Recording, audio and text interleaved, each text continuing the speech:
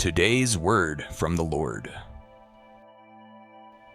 Blessed are those who mourn, for they shall be comforted. Matthew 5:4. If you're beginning this day with a heavy heart, if you cried in silence last night and no one noticed, if you're forcing a smile today to hide the wounds that haven't healed, please know this: God sees you. And this beatitude was written especially for you. What does mourning mean in our time?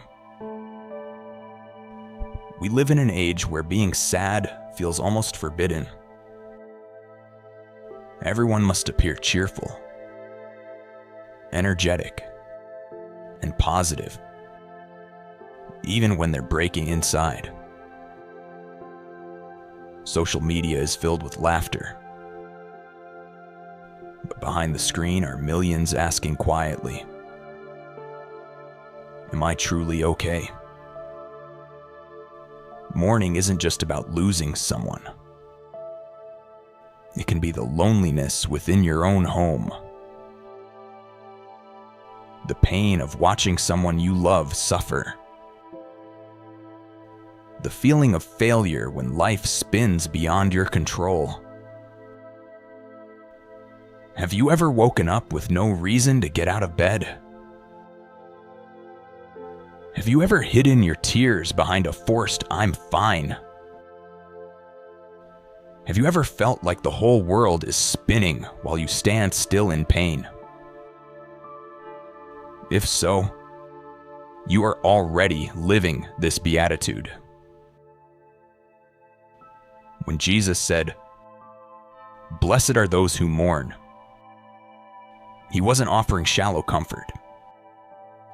He lived sorrow in every human form.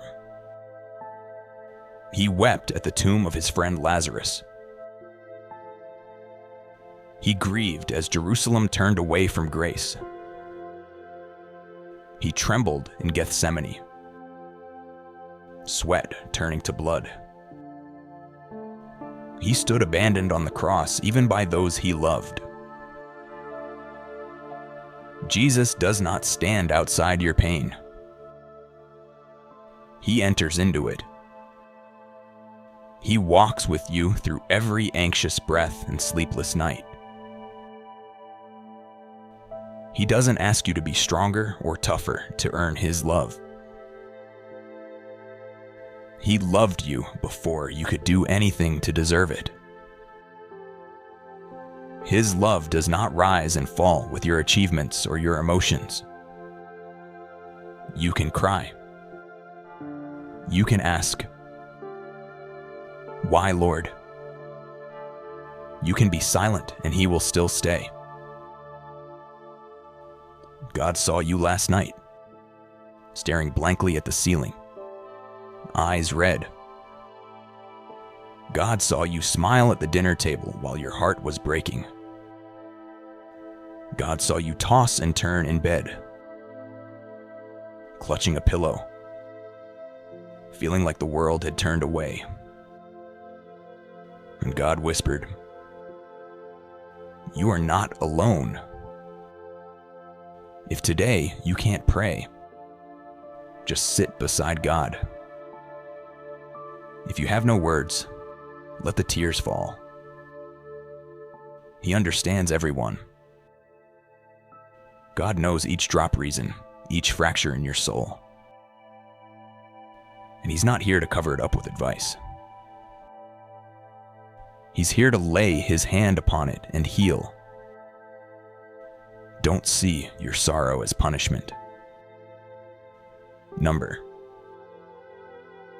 It is the very place where God comes closest. Because only in mourning does the heart quiet enough to hear his voice. God will not say, "Don't be sad." He will not reject your feelings. He simply wants to hold you so that in your sadness, you won't feel cold. Jesus said, Blessed are those who mourn, because in sorrow, we learn to listen deeply. In loss, we recognize what truly matters. In weakness, we grow humble enough to reach for God's hand. Mourning softens the heart. Mourning teaches us we don't have to be strong before God. Blessed are those who mourn, for they shall be comforted.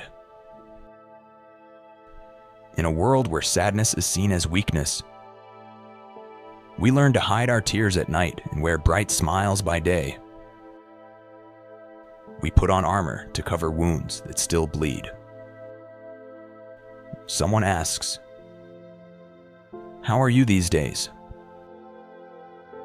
We smile and answer, "I'm fine." But sometimes we don't even know if we're living or just surviving. We don't live out this beatitude by chasing sorrow. We live it by having the courage to face it when it arrives. To allow ourselves to be sad, to be fragile, to ache without shame. We live it when we stop running from pain and lift it to God, trusting. At the deepest place of mourning, God is waiting to touch my heart.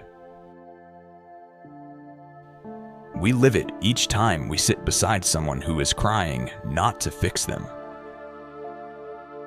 but to simply be there just as God quietly sits within our sadness. We live it when we forgive the past, even when it broke us. When we let go of what we cannot hold, to make space for the comfort that comes from heaven. To live this beatitude is to live honestly. To say, "Lord, I'm not okay today." To believe, "I'm hurting, but I'm not alone." To hope, "I may not feel joy yet, but I'm grateful that you are here." No one wants to suffer. But in mourning, someone is drawing close. And if we don't rush sadness away too quickly, we may find that in our emptiest places, God finally has space to enter. Offer up to the Lord a heart shattered by the loss of a loved one, a failed job after months of effort, a relationship that's falling apart,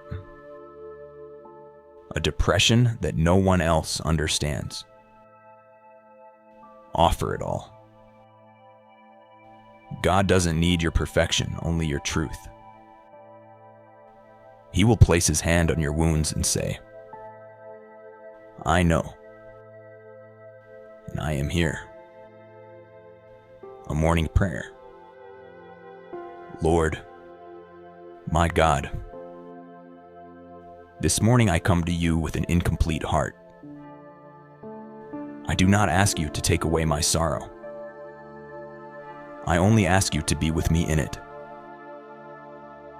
Give me the courage to face myself fully with all my weakness, pain, loneliness, and fatigue. Because I believe blessedness does not lie in the absence of sorrow, but in the presence of you, right there in the middle of it. Amen.